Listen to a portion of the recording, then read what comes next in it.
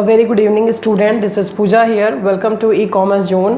हम लोग पढ़ रहे थे चैप्टर 2 साझेदारी फर्मों का लेखांकन, that is your fundamental of partnership. और जो मैं बुक फॉलो कर रही हूँ डॉक्टर एस.के. सिंह की बुक फॉलो कर रही हूँ with the latest edition of 2020।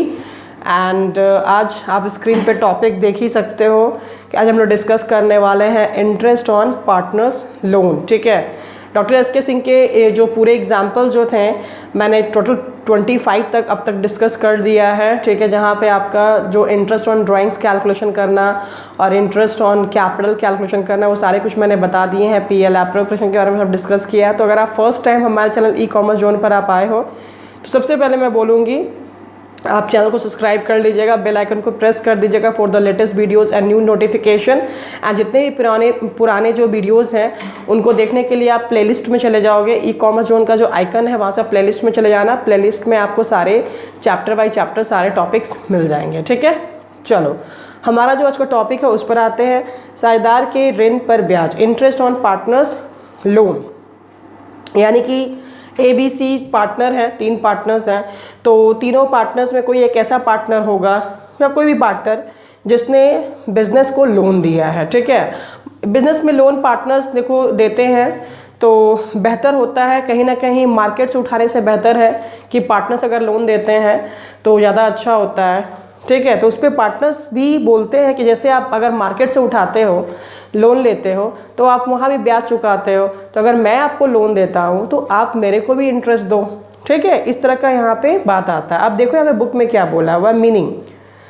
जब कोई साझेदार पूंजी के अतिरिक्त यानी कि कैपिटल के अलावा कोई राशि फर्म को अग्रिम यानी कि एडवांस या फिर ऋण के रूप में यानी कि लोन के रूप में देता है तो इसे साझेदार का ऋण कहा जाता है। This line is very important. ठीक है, यह साझेदार की पूंजी से भिन्न होता है, यानी कि ये कैपिटल से पार्टनर्स कैपिटल से अलग होता है और इसे साझेदार के ऋण खाते यानी कि पार्टनर्स लोन अकाउंट में अभिलेखित किया जाता है। इसका एक अलग खाता बनेगा, उस खाता का नाम रहेगा एस लोन अकाउंट, बीज लोन अकाउंट। जो भी अगर ए लेकर आया तो एस का लोन अकाउंट बोलेंगे, बीज लेकर आया तो बीज लोन अकाउंट बोलेंगे। ठीक है, अभिलेखित किया जाता है, न कि लाभ हानि नियोजन खाते में। इस चीज़ को आप याद रखोगे।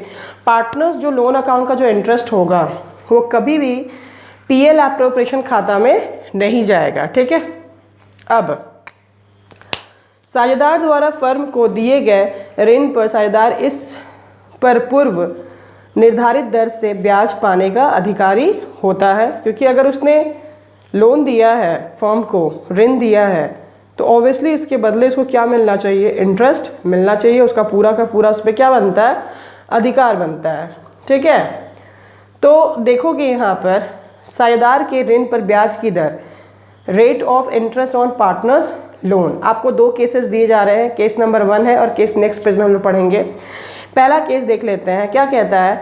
यदि साझेदार के द्वारा दिए गए ऋण पर ब्याज के संबंध में समझौता पत्र यानी कि पार्टनरशिप डीड में या साझेदारी संलेख में, ठीक है, में ब्याज की दर का उल्लेख हो, यानी कि आपके जो समझौता जो पत्र है, आपका पार्टनरशिप जो लेटर है या फिर आपका पार्टनरशिप डीड बोलो उसको, उसमें अगर मेंशन कर दिया गया कि हाँ ये पार्टनर अगर कोई पार्टनर अगर लोन लेकर बिजनेस में आता है या लोन देता है तो हम 10% देंगे, उसमें लिखा हुआ है, पार्टनरशिप डीड में लिखा हुआ है, तो क्या होगा, पढ़िए, रेट ऑफ इंटरेस्ट। इस स्थिति में साझेदार को ब्याज की तय दर से ब्याज पाने का अधिकार होगा। जितना पार्टनरशिप डीड में आपने लिख दिया, अगर आपने पार्टनरशिप डीड में लिखा हुआ है कि 10% इंटरेस्ट ऑन लोन मिलेगा तो मिलेगा, क्योंकि आपने डीड में लिख दिया है ना, तो मिलना ही मिलना है। ओके, ये पहला केस हो गया। अब आ जाओ दूसरा केस। उम्मीद करते हैं आपको दिख रहा होगा स्क्रीन पर। सेकेंड जो केस है आप देखोगे, यदि ब्याज की दर के संबंध में कोई करार न हो या साझेदारी संलेख इस पर मौन है, यानी कि आपका पार्टनरशिप डीड में कुछ नहीं बोला गया है, आपका पार्टनरशिप डीड पूरा का पूरा साइलेंट है, आपने इस पर विचार विमर्श ही नहीं पहले किया, तो वैसी स्थिति में अगर पार्टनर लोन बिजनेस में लेकर आता है, फर्म में लेकर आता है, तो क्या होगा, तो साझेदार को उसके द्वारा दिए गए ऋण पर मात्र कितने प्रतिशत मिलेंगे, 6% वार्षिक की दर से ब्याज दिया जाएगा। हानि होने पर भी ब्याज दिया जाएगा। ये कहाँ पे है, सेक्शन 13 सबसेक्शन डी में बोला गया है, यानी कि ये प्रोविज़न है। जो पार्टनरशिप एक्ट है हमारा 1932, उसमें ये प्रोविज़न बोली गई है कि अगर पार्टनरशिप डीड साइलेंट रहता है तो वैसी स्थिति में पार्टनर्स लोन जो देता है, पार्टनर्स लोन जो दे रहा है, उसको 6% का इंटरेस्ट मिलेगा। इवन अगर बिजनेस को लॉस होता है तो भी उसको आपको इंटरेस्ट ऑन लोन देना है। ठीक है, चलिए आगे बढ़ते हैं। ऋण पर ब्याज की प्रकृति, नेचर ऑफ इंटरेस्ट क्या होता है इसका। ऋण पर ब्याज को लाभ पर प्रभारी की चार्ज अगेंस्ट प्रॉफिट माना जाता है। दूसरे शब्दों में ब्याज तब भी देय होगा जब फर्म को हानि हो। कहने का मतलब चार्ज अगेंस्ट प्रॉफिट होगा। ये कहने का मतलब है कि अगर कल को फर्म को हानि भी होती है, बट ये तो एक्सपेंसेस है भाई, हानि होती है तो क्या है, आपको देना है। ठीक है ना, आपको इंटरेस्ट ऑन लोन देना है। इसका अभिप्राय यह है कि अन्य व्ययों की तरह ब्याज को भी एक व्यय माना जाता है। अगर बिजनेस का जो भी खर्चा है उसी तरह से ये भी एक तरह का क्या है, खर्चा, एक्सपेंसेस है। अगर लाभ हो या हानि, इसे हर हाल में पीएल अकाउंट में क्या करना है, ट्रांसफ़र किया जाना चाहिए। किस खाते में आपको दिखाना है इसको, इस पे ध्यान देना।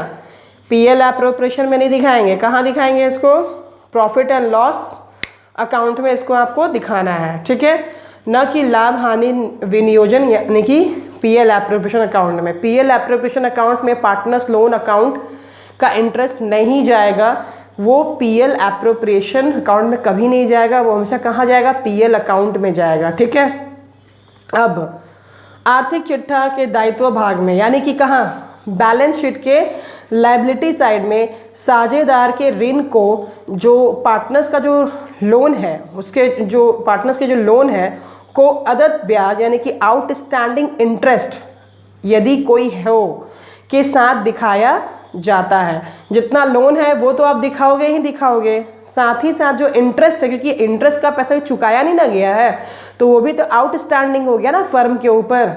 तो आउटस्टैंडिंग इंटरेस्ट बोल करके उसको भी आप कहाँ पे दिखाइएगा, बैलेंस शीट के लायबिलिटी साइड में दिखाओगे। ठीक है, अकाउंटिंग ट्रीटमेंट क्या है, साझेदार द्वारा फर्म को दिए गए ब्याज के लेखांकन व्यवहार के लिए निम्न एंट्री यानी कि प्रविष्टियाँ की जाती है। नंबर 1 देखो क्या है, साझेदार के ऋण पर ब्याज की व्यवस्था के लिए पहला जनरल एंट्रीज क्या है, साझेदार के ऋण पर, जो साझेदार ने जो लोन लाया है ना उसकी ब्याज पर, जब ब्याज दिया जा रहा है तो उस पर क्या एंट्री होगी।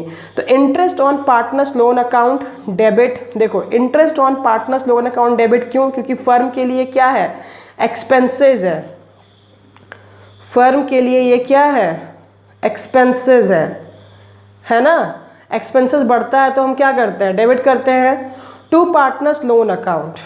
ये जो इंटरेस्ट जो फर्म दे रही है वो किसके खाते में जाएगा, पार्टनर्स के लोन के अकाउंट में जाएगा, है ना। तो इसको क्या करेंगे, क्रेडिट करेंगे। ठीक है, यहाँ पे क्या होगा, क्रेडिट होगा, क्योंकि जो पार्टनर है यहाँ पे कहीं ना कहीं इस फल जो भी पार्टनर होगा कहीं ना कहीं ये एक लाइबिलिटी है, एक तरह से लाइबिलिटी है किसके लिए, फर्म के लिए। समझ में आ रही है बात। और इंटरेस्ट जो होगा वो भी कहीं ना कहीं लायबिलिटी क्रिएट कर रहा है। समझ में आई बात यहाँ पर। तो interest on partners loan account debit होगा बिकॉज एक्सपेंसेस है, and to partners loan account क्योंकि उसके खाते में जाएगा तो क्रेडिट होगा। क्लियर है। दूसरा क्या बोलता है, साझेदार के ऋण पर ब्याज को लाभ हानि खाता में हस्तांतरित करने के लिए। अब ये जो एंट्री आपने पहले की इसको आप कहाँ पर ट्रांसफ़र कर रहे हैं, जो नॉर्मल जर्नल एंट्री हम लोग करते हैं वो तो हो गया आपका इंटरेस्ट वाला, जब इंटरेस्ट डेरिवेट हुआ तो। अब इस इंटरेस्ट को आप कहाँ पे ट्रांसफ़र करने जा रहे हो, प्रॉफिट एंड लॉस अकाउंट में। ठीक है, तो प्रॉफिट एंड लॉस अकाउंट में कहाँ पे हम उसको करते हैं, डेबिट साइड में करते हैं ना। ठीक है, ये जो क्योंकि ये जो आपका है ये क्या है, डेबिट बैलेंस है। तो साझेदार के ऋण पर ब्याज को लाभ हानि खाता में हस्तांतरित करने के लिए एंट्री जो होगी वो profit and loss account debit to interest on partners loan account, क्योंकि इसको हम लोग डेबिट में दिखाएंगे तो एंट्री क्या जाएगी, profit and loss account debit to interest on partners loan account. ठीक है, साझेदार के ऋण पर ब्याज को लाभ हानि खाते में डेबिट भाग में दिखाया जाता है। जो साझेदार के ऋण पर जो ब्याज है यानी कि इंटरेस्ट ऑन जो लोन है, ठीक है, उसको लाभ हानि खाते में हम कहाँ दिखाते हैं, डेबिट साइड में दिखाते हैं। तो क्लियर हो, ऑलरेडी जनरल एंट्री में क्लियर है। जब आप, मैं आपको बताती हूँ, जब आप प्रॉफिट एंड लॉस अकाउंट बनाओगे तो डेबिट साइड, ये क्रेडिट साइड, तो आपको यहाँ पे क्या लिखना है, to interest on age loan. ठीक है, तो क्या हुआ, पीएल अकाउंट डेबिट टू क्या हो रहा है, interest on loan account. Laser आप पढ़े होंगे क्लास 11 में, समझ में आ गई बात। चलो आगे बढ़ते हैं। आगे क्या बोलता है, ध्यान देने योग्य बात है। नंबर 1, साझेदार के ऋण पर ब्याज को लोन अकाउंट में क्रेडिट किया जाना चाहिए। साझेदार का जो ऋण पर जो ब्याज है, इंटरेस्ट ऑन जो लोन है, उसको लोन अकाउंट में क्रेडिट किया जाना चाहिए। जो लोन अकाउंट का खाता बनेगा ना, उसमें क्रेडिट किया जाना चाहिए। लोन खाता मतलब क्या, ये जो मान लो एज ने लाया, तो एज कैपिटल अकाउंट अलग होता है, इसमें नहीं जाएगा। किस में जाएगा, एज का एक लोन अकाउंट बनेगा, उसमें जाएगा। समझ में आ रही है बात, ठीक है, ना कि कैपिटल अकाउंट में। ठीक है। दूसरा, साझेदार के ऋण खाता को पूंजी खाता से पृथक माना जाना चाहिए, क्योंकि साझेदारी अधिनियम के प्रावधान के अनुसार साझेदारी के विघटन की दशा में भुगतान के समय साझेदार के ऋण की पूंजी खाते पर प्राथमिकता दी जाती है। कल को अगर फर्म बंद होता है ऐसी दशा में, तो उस समय जब भुगतान करने की बारी आएगी तो साझेदार का जो ऋण को पूंजी खाते पर प्राथमिकता दी जाती है। ठीक है, अर्थात साझेदारों के ऋण का पहले भुगतान किया जाता है। कहने का मतलब पहले, जैसे कि कल को फर्म बंद हो रहा है, डिसोल्यूशन हो रहा है, ठीक है, तो वैसी स्थिति में क्या होगा कि कैपिटल अकाउंट अलग रहेगा, लोन अकाउंट अलग रहेगा। तो सबसे पहले जो प्राथमिकता दी जाएगी, जो सबसे पहले प्रेफरेंस जो दी जाएगी, वो पूंजी खाता को पहले ना दे करके लोन वाले जो खाता है उसको क्लियर किया जाएगा। ठीक है, अब आ जाओ, ये भी एग्जाम में आता है, difference between charge against profit and appropriation out of profit. क्या है देखो, एक सेकेंड, हाँ चलो, बेसिस ऑफ डिस्टिंक्शन, अंतर का आधार, चार्ज अगेंस्ट प्रॉफिट है और एप्रोप्रिएशन आउट ऑफ प्रॉफिट दिया हुआ है। नेचर क्या है, यह उन व्ययों को सूचित करता है जो शुद्ध लाभ हानि ज्ञात करते समय लाभों में से घटाए जाएंगे।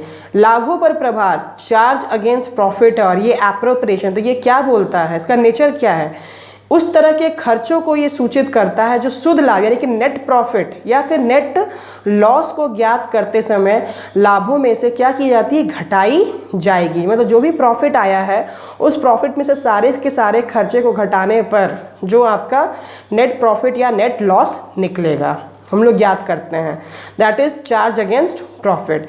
यह विभिन्न शीर्षकों में शुद्ध लाभ के बंटवारों को सूचित करता है। ये अलग अलग शीर्षक के रूप में क्या होता है कि जो भी नेट प्रॉफिट आया है उसका यहाँ पे बंटवारा होता है। ठीक है, आपने पीएल एप्रोप्रिएशन पढ़ा ही होगा, वहाँ पे पार्टनर्स का जो भी आता है अलग अलग जो शीर्षक है, इंटरेस्ट ऑन कैपिटल हो गया, कमीशन हो गया, और भी जो चीज़ें हैं, ठीक है ना, आपके वो सारे सैलरी हो गया, तो उसका क्या होता है, बंटवारा होता है यहाँ पे। ठीक है, अब रिकॉर्डिंग, इसे प्रॉफिट एंड लॉस अकाउंट में डेबिट किया जाता है, वी नो वेरी वेल।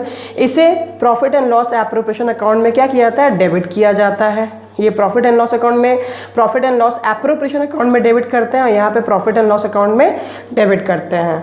तीसरा क्या, नेसेसरी और नॉट, लाभों पर प्रभार को हानि होने की दशा में भी लाभों में से चार्ज किया जाता है। अगर कल को लॉस होता है तो भी आपको पूरे खर्चे दिखाने हैं। ठीक है, समायोजन, एप्रोप्रिएशन तभी किए जाते हैं जब बिजनेस में क्या हो, लाभ हो, लाभ नहीं होगा तो नहीं होगा।